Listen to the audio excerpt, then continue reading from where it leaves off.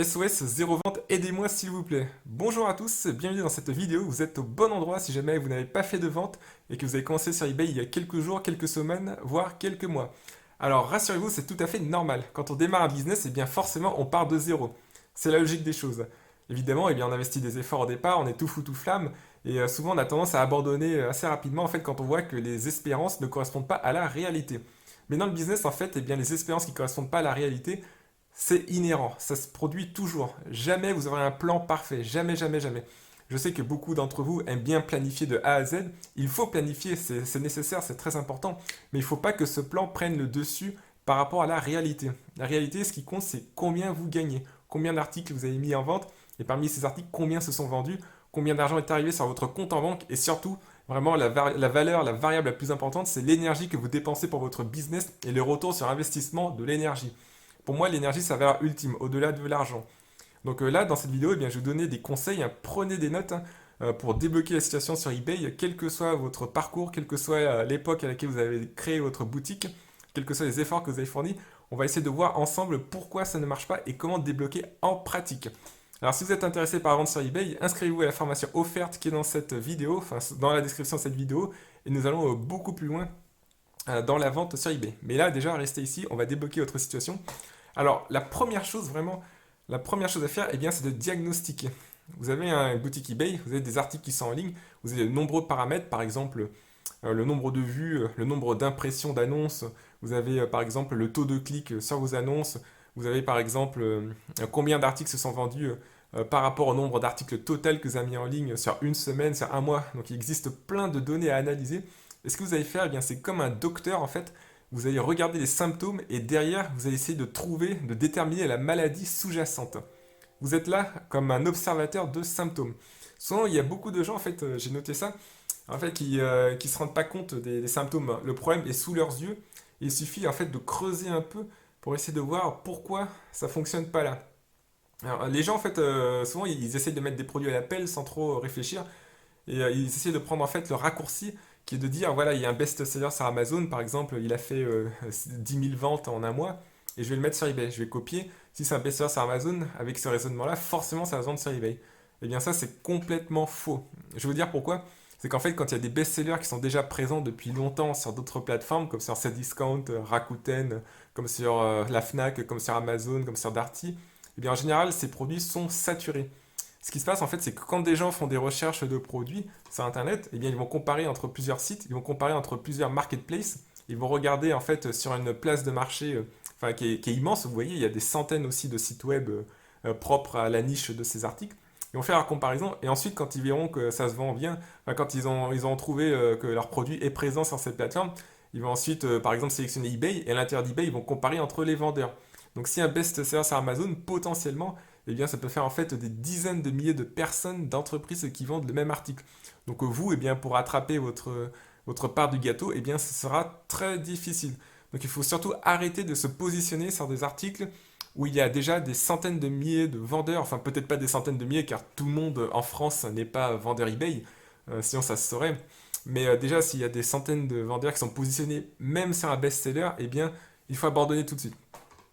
Deuxième chose, une fois qu'on a fait le diagnostic, la deuxième chose, eh bien, c'est de voir les solutions. Donc les solutions à mettre en œuvre.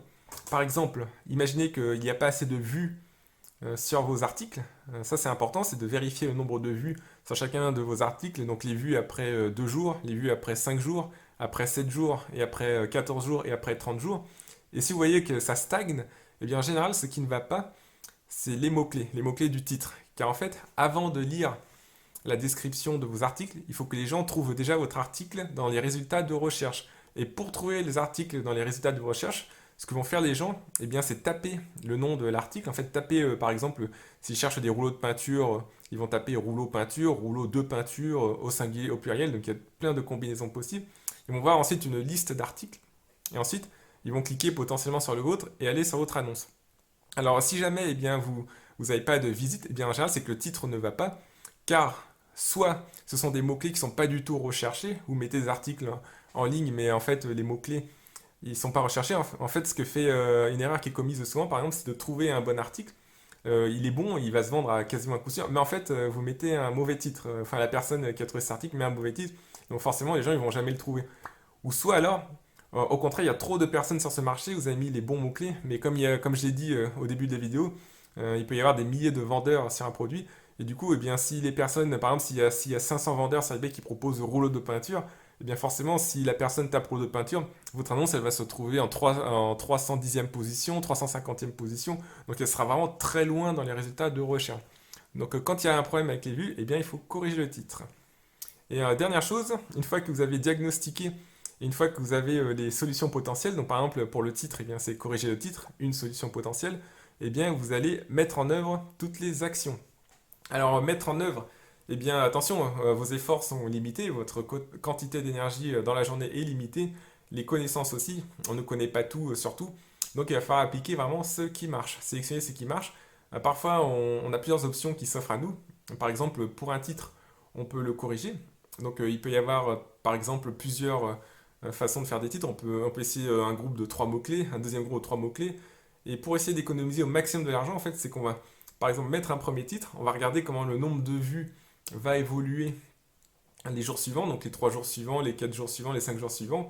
Et si on voit que ça marche pas, bah, rapidement, on change, on met un autre titre. Et si on voit que le nombre de vues augmente significativement, et bien là, c'est bon, bingo, on garde ce titre. Voilà. Donc le tout, en fait, c'est quand on a trouvé les symptômes, quand on a trouvé les solutions et qu'on les applique, c'est de tester, mais au maximum, enfin au maximum pendant quelques jours. Il faut qu'au bout de quelques jours, eh bien, on soit fixé sur si notre action est bien ou pas. Donc faut pas se casser la tête dessus, hein. On change le titre, on regarde si au bout de quelques jours il y a plus de vues. Et normalement, plus de vues eh bien, doit amener à des ventes. Et c'est comme ça que ça va fonctionner.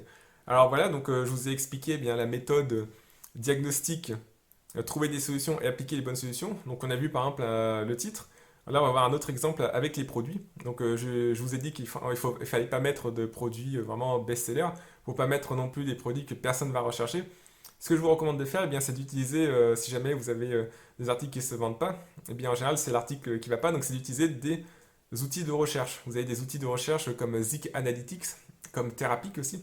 Et ça, c'est vraiment très, très, très, très puissant pour chercher des produits gagnants. Donc, par exemple, moi, dans ma formation, eh bien, j'explique une technique qui permet de trouver des produits gagnants avec 70% environ de succès sur tous les marchés. Donc, marché anglais, marché français, marché allemand. Et si vous connaissez bien cette technique-là, en fait, Therapik, qu'est-ce que ça fait? Eh bien, ça vous donne des volumes de recherche, enfin des volumes plutôt de vente pour certains mots-clés.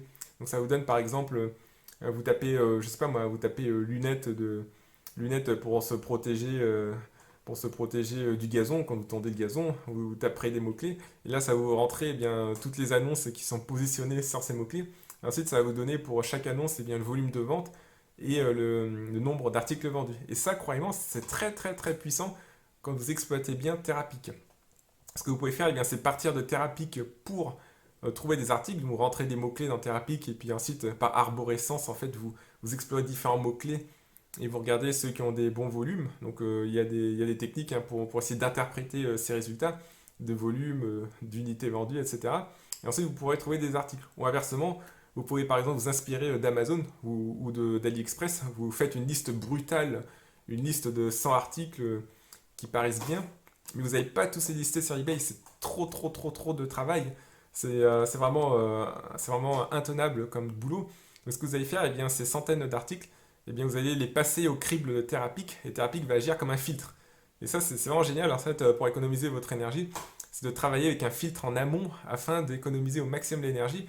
Et une fois que quand vous êtes sur eBay et que vous mettez en ligne des articles, eh bien, vous êtes sûr qu'ils vont se vendre, ou ils vont se vendre peut-être avec 50% de succès, 70% de succès dans les prochaines semaines, car on est sur des échéances courtes. Le but, c'est pas de vendre d'ici 6 mois ou un an, mais le but, c'est de vendre d'ici quelques jours.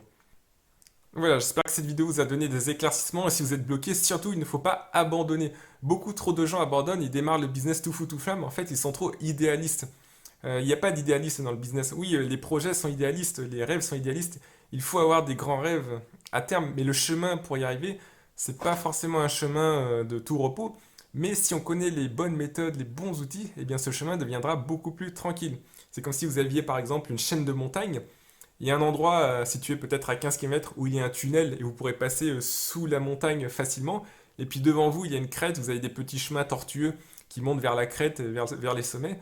Et si vous n'avez pas de carte, eh bien, vous ne saurez jamais qu'il y a un tunnel pas très loin qui vous fera gagner peut-être des jours de marche. Eh bien, c'est un peu pareil avec eBay, c'est un peu pareil avec le business en général. Il faut avoir les bons outils. Et si jamais vous n'avez pas les outils, eh bien, la technique déjà, eh bien, c'est d'appliquer la méthode que je vous ai donnée. C'est comme en fait vous faire construire votre propre carte. Si jamais eh bien, vous n'avez par exemple pas le moyen de savoir qu'il y a un tunnel par là, eh bien, ce que vous pouvez faire pour traverser la chaîne de montagne le plus rapidement possible, eh bien, c'est demander à des locaux s'il y a un passage. Eh bien là, ça va vous faire gagner du temps. Ah, là, c'est pareil, eh bien, vous faites votre diagnostic, ça va vous faire gagner du temps. Plus vous travaillez en amont pour résoudre eh bien, un problème, par exemple avec le nombre de vues sur vos articles, un problème avec les images, un problème avec l'affichage dans les résultats de recherche, etc., eh bien, moins vous aurez d'énergie à dépenser et plus vous vendrez vite. Donc, en fait, il faut essayer d'optimiser son énergie. Et comme ça, vous aurez plus de latitude eh bien, pour mettre d'autres articles, pour tester des articles et ensuite évoluer, prendre note, prendre acte des erreurs, des succès.